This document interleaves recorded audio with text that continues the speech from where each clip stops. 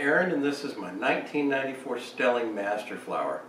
We're going to be going through the process of replacing these original Shaler tuners with some Keith style tuners. Really looking forward to this. We're also going to go over some tips and tricks on how to take care of our instrument and how to properly clean it. Alright, so I've moved over here where I can work on the banjo. Got a nice little bench set up. See here that I've got just some assorted tools in there, screwdrivers, pliers, got some clippers for strings, got a couple of cleaners there. I figure while I'm taking this apart I'll get the cleaners done, and I've already removed one of these tuning pegs, and I'm going to walk you through the process of removing the other one. And before I get too carried away here, I'm going to make a mark so that I know exactly where the tailpiece is going to go. And there we go. So we're going to go ahead and change this tuning peg down here off of the first string. I've already done the second string to remove it, and I found that it was really difficult, so that's why I decided I was going to make this movie. Basically I'm just going to go ahead and detune this so I can get it off the banjo. So there is a ton of dust on this banjo, and what I'm going to do is I'm going to use some blue painter's tape, tear off a piece of that, and dab some of that dust out of the way. And I'm just doing that because this one spot on the banjo is such a shiny spot, and I don't want to drag my cloth over the top of it, smearing that into the polish. Then I will take a rag and kind of lightly brush that off. I am going to need to use this 10mm wrench to remove the tuning peg on the first string, but I don't want to run a risk of scratching any of this up in here. So what I'm going to use is some painter's tape to just cover it up so that I can reduce the risk of injuring my banjo. So down underneath the banjo, I'm going to grab a hold of this tuning peg where I can keep it from moving, and then I'm going to slowly start backing this off.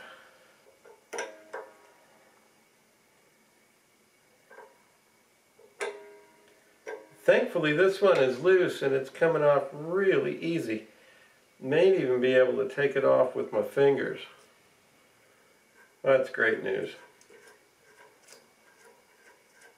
Now that I've got the nut that held everything in place off, all I have to do is start pushing down and wiggling, and the tuner will drop out.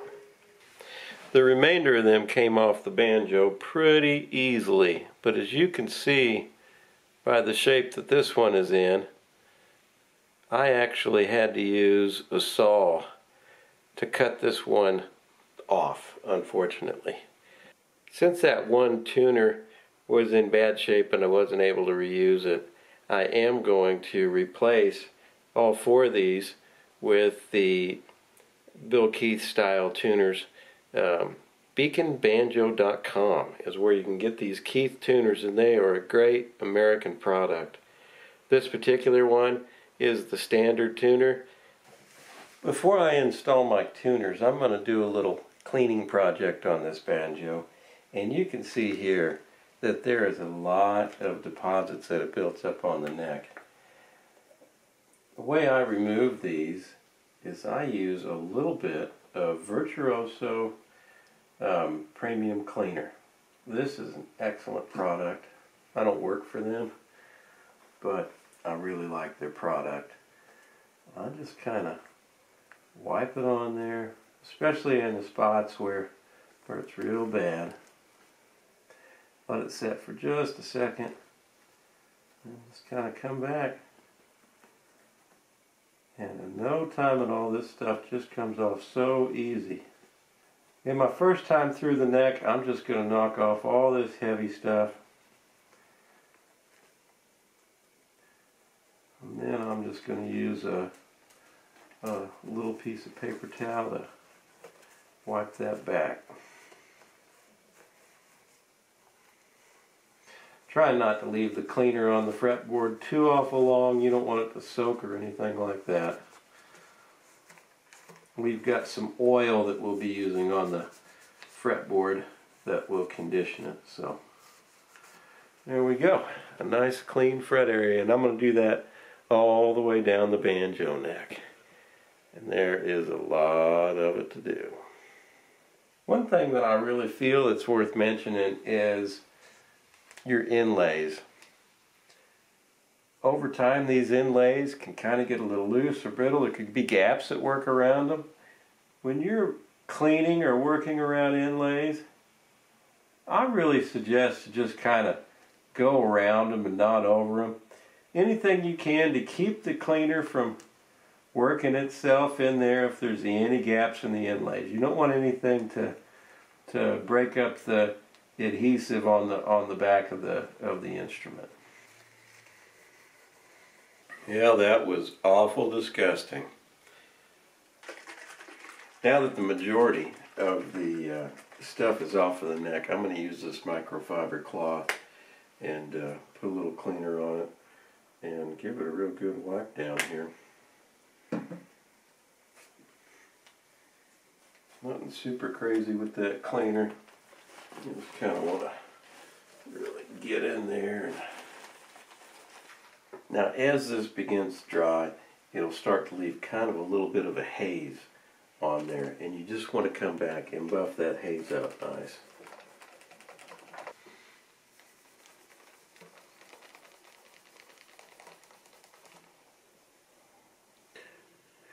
So I'm going to use just a little bit of some premium fretboard oil, and I'm going to put it on the cloth here and just kind of lightly hit the frets. I'm not looking to soak these. I just want to start that process of getting this thing to accept a little bit of oil before I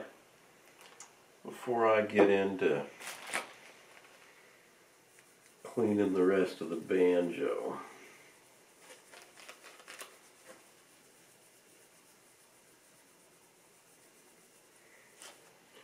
It's sort of going to be just a wipe on with one side and wipe it off with the other.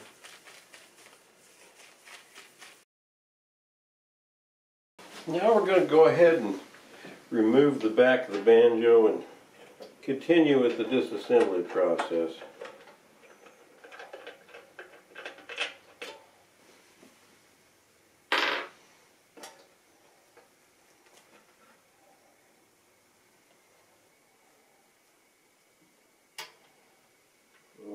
Got all of the little tensioning pieces removed. Now we take off the head. Boy, that is just disgustingly dirty. These heads sometimes are a little difficult. Really use some care when pulling this up around the neck. There we go. Alright, and that's removed. That's my EMG electric pickup. I love that.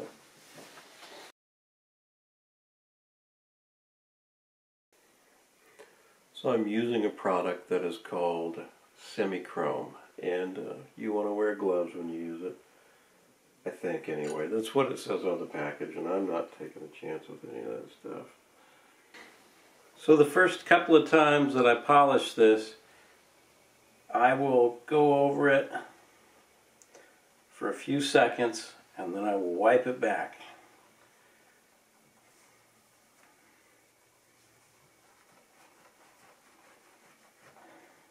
Then I go over it again. 1, 3.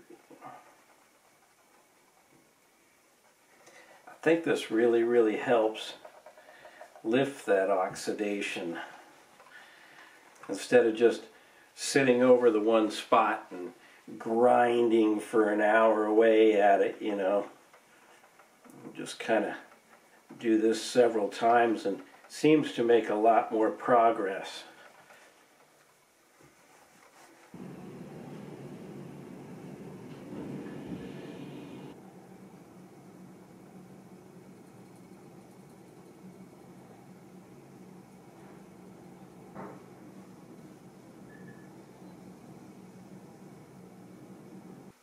So in an effort to try to keep the wood finish pristine, I've kind of just taped off this area that I'm polishing on the banjo.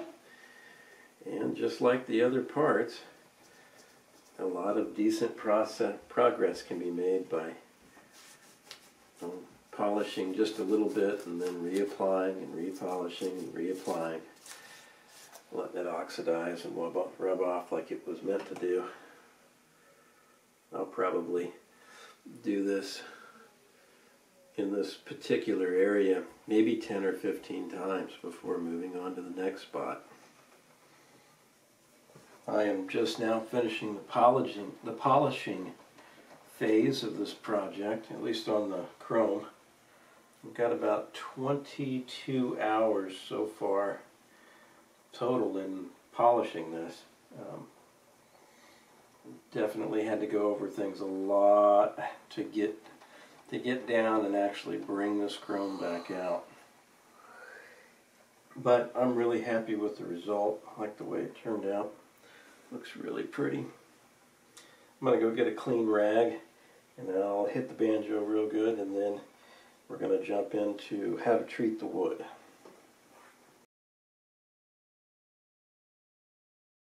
So I'm going to clean the back of the banjo here. I'm going to use some of this Virtuoso premium cleaner and polish. Great product.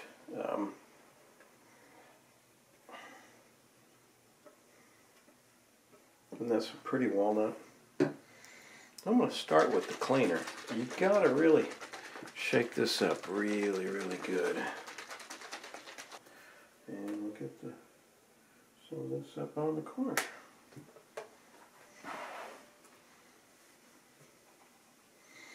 And I'm just doing a nice light circular motion, and that's going to kind of haze.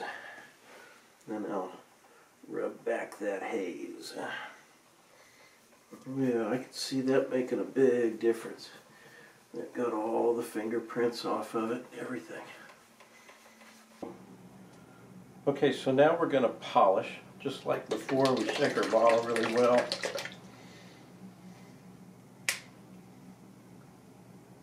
Myself a good generous amount.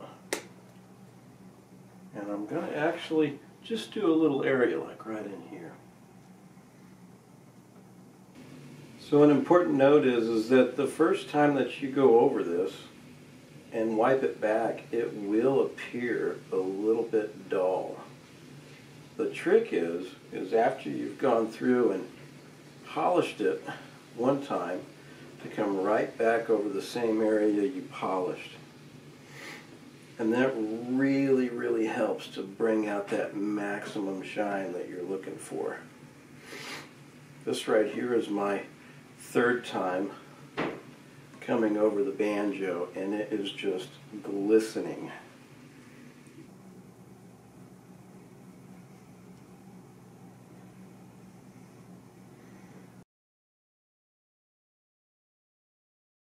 Well, let's talk about putting our banjo back together. I've got some cotton gloves. Let's start with putting the banjo head on there. This one's got some marks that are on it. There's a strip of metal that works with this active pickup.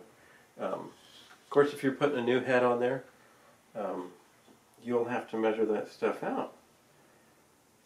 Particular head, just kind of roll it on in there. There we go. I can just twist this a little bit, and it should be pretty much lined up about where it was at last time.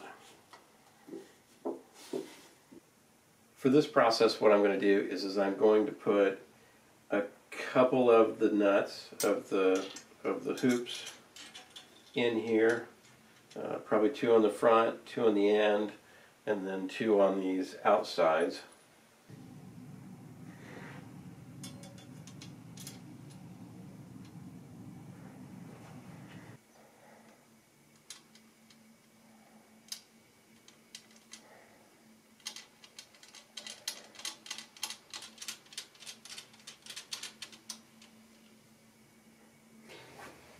Now that all of my bolts are on, I'm going to kind of work my hand around this, pushing down a little bit. helping this banjo head the seat up here on the ring.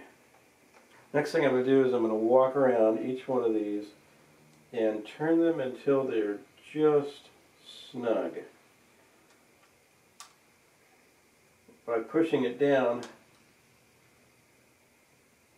certain places seated better than they were, and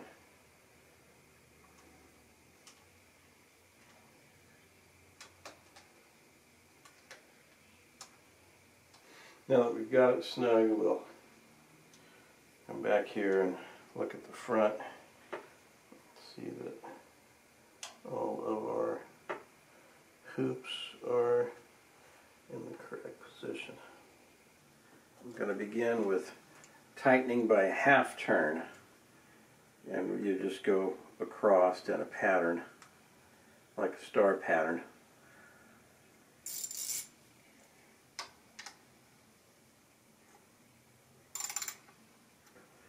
I'll do a half turn on this one.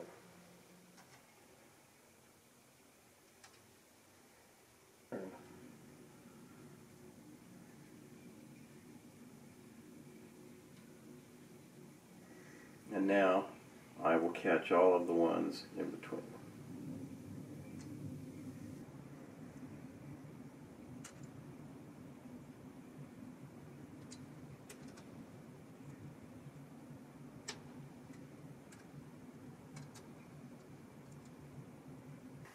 So now that I got everything snug, I'm just going to tap around here to see which side needs a little help.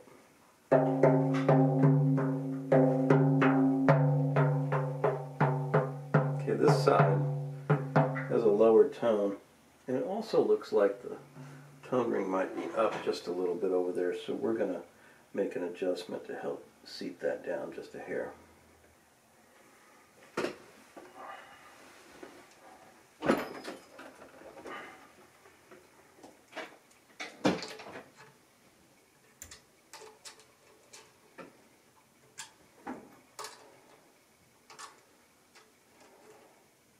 And you just go through and finger tighten everything else. Now let's see what happens when we tap.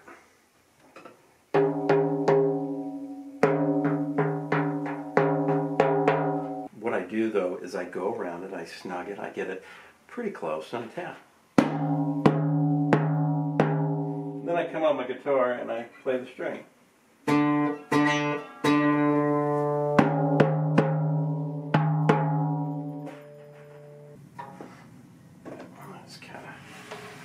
Through, push that a little bit, give that head just a little stretch. Then I come over here on the front side, give it a little bend in. Okay, what are we there?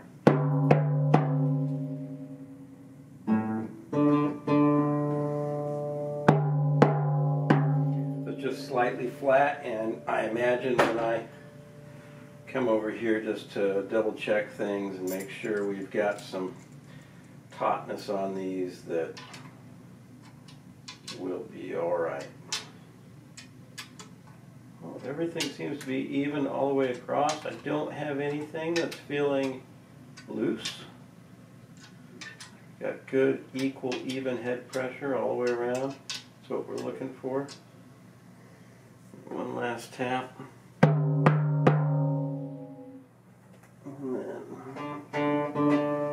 Yeah, I think that's going to work. The tuning peg installation really is super simple. There is a washer and a nut. The pegs themselves come in from the back side, going up.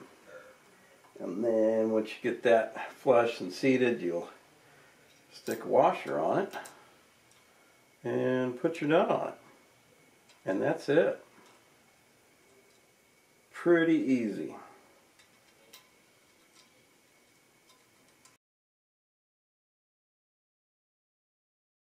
When I'm doing the tailpiece, I will put a little bend in the back of my string, right there, just so that the loop has got a little something to come down and grab onto grab onto the center pin, and then that is going to thread down through the front. And then I just kind of tuck it in there, about where I think it ought to be.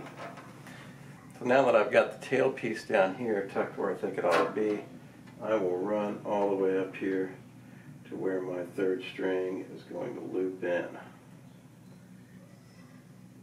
Now I always want to keep probably about that much height on my string, and I'm talking about that, you know.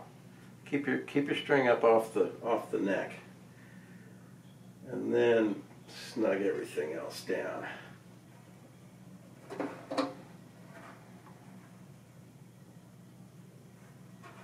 And I will start working my bridge into place.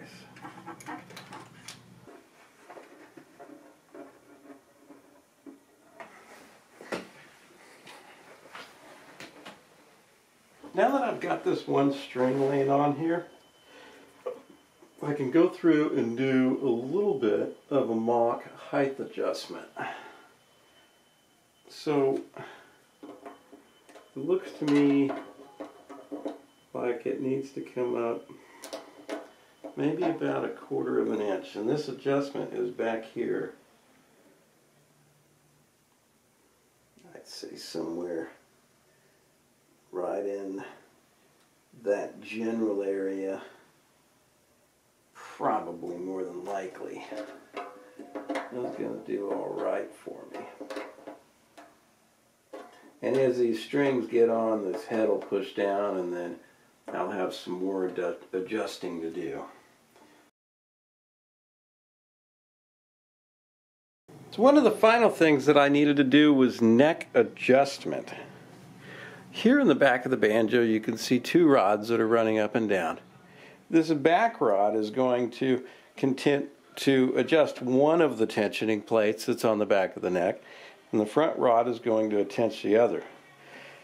Basically the idea is by tightening this front rod and loosening the back rod a little bit, you can force the neck to sweep back, or vice versa, you could get it to sweep forward.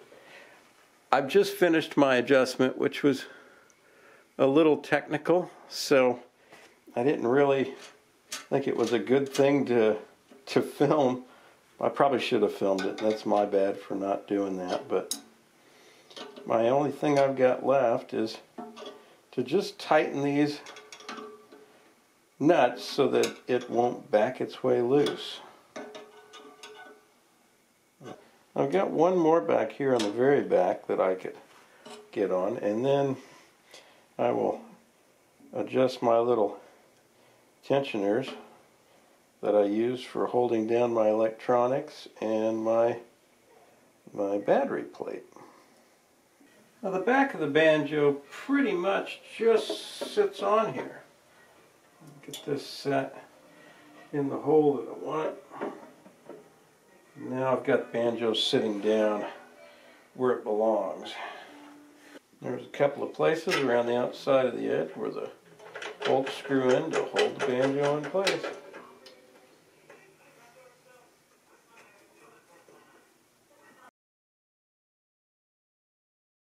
Now that the back of the banjo's on and I've kind of got the head set where I want, it's got a pretty low tone to it, I need to go through and reset where my bridge is actually located. So I will detune significantly. And I'm going to start by adjusting the bridge back to where its original marks are located at.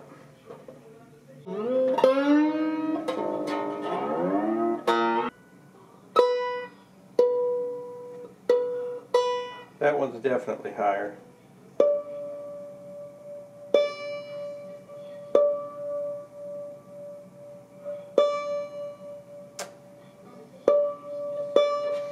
So I will detune this again, and I will adjust it by moving it back just a hair. I'm going to leave this, I'm going to kind of get it sideways, a little crooked. Alright, now that I've got it tuned up again, let's try the harmonics with the chromatic tuner. 587.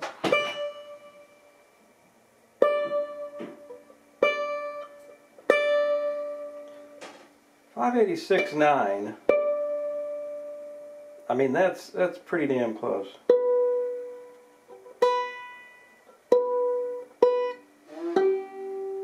I think that's set just right where I want it. It wasn't too much of an adjustment. I mean, it looked like we kind of slid forward just a hair and then back just a little bit on that side. Now I'm just going to put the other parts on here, like the strap and the plug-in for being able to play it electrically, and then I will try it out. Okay, so far we've gone through tightening the head, putting the bat on, getting the intonation just right. I went through the head tightening process 2-3 times. Originally I tuned it to the key of G, and then later rose that up to the key of B. I felt like it gave me more sustain, really brought things alive. Also helped with some of the tones, especially in D.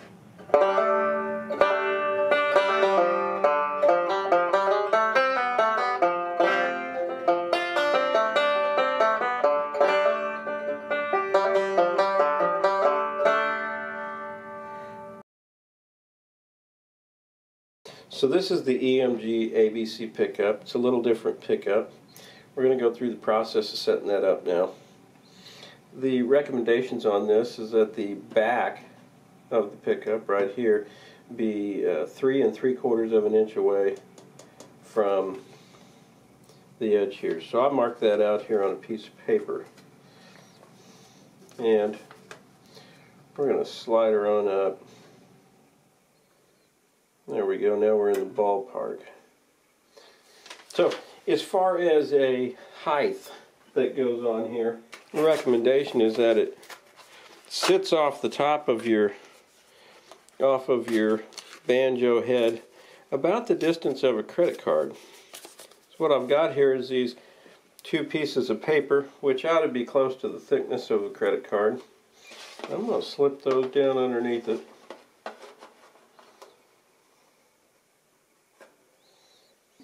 And we'll go ahead and tighten that down now that we know that we're generally in the ballpark. This cord's going to come back out the banjo over here.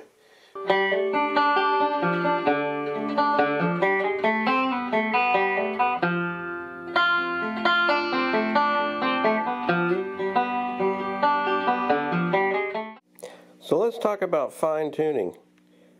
I actually pulled the banjo back and pulled this pickup maybe 3 or 4 cards off of the banjo head. And I had good tone, but I had a feedback issue. If we look right there in between those pickups, you'll see some white pieces of plastic. That's not the banjo head. That's actual pieces of plastic that were cut down to fit in between those active pickups. And those are pushed all the way up to, like, about 2/100ths of an inch underneath the banjo head itself. So what that does is it keeps the sound from reverberating and causing a feedback loop in between those 2 pickups. And man, did it make a difference.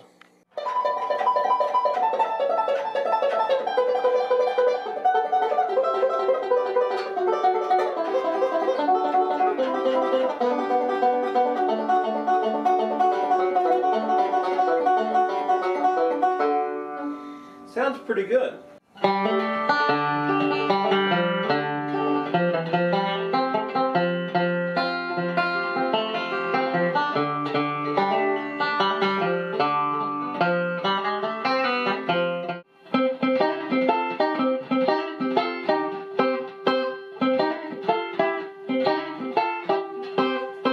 Cool thing about this pickup is you got your dynamic all the way from your bridge all the way up to the front. So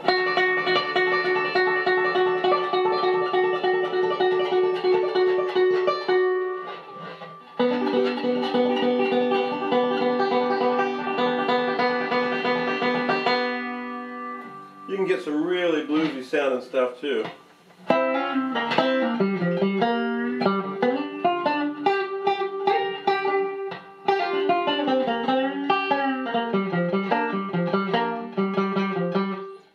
And then,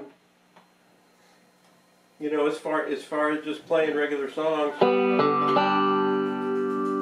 that down just to here.